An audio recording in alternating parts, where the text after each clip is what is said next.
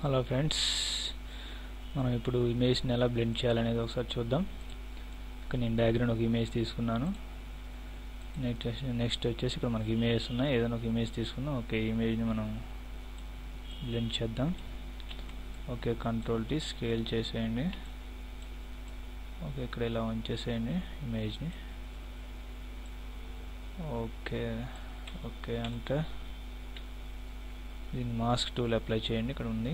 Okay, mask brush tool తీసుకోండి. Size కొంచెం పెంచండి. ఓకే, ఇలా అప్లై చేయండి. Okay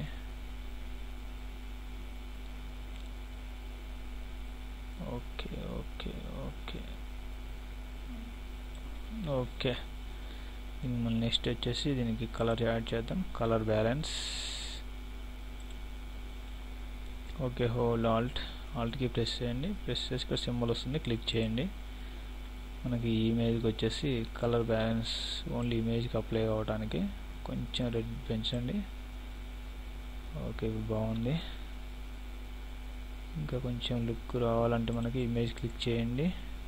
filter, sharpen, smart sharpen. Image observe చేయండి ఒకసారి, మీకు క్లారిటీ వస్తుంది. ఓకే, ఇలా చేయాలి. నెక్స్ట్ ఇంకో ఇమేజ్ తీసుకుందాం మనం. దీన్ని మీరు తర్వాత డ్రాగ్ చేయొచ్చు ఇమేజ్ని ఇలా కొంచెం. ఓకే, స్కేల్ కూడా చేసుకోవచ్చు. Image size okay, enter. Okay,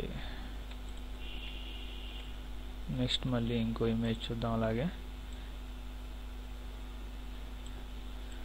okay, scale చేయండి ఇది కూడా ఇమేజ్ని. ఇక్కడ ఇలా ఉంచేసేయండి, ఎంటర్. ఓకే, మళ్ళీ మాస్క్ టూల్ అప్లై చేయండి. బ్రష్ టూల్ తీసుకోండి.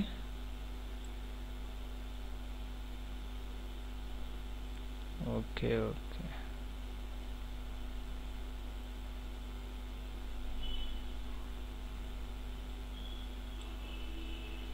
ఓకే కంట్రోల్-T కొంచెం ఇమేజ్ సైజ్ ఇంక్రీజ్ చేసుకోండి.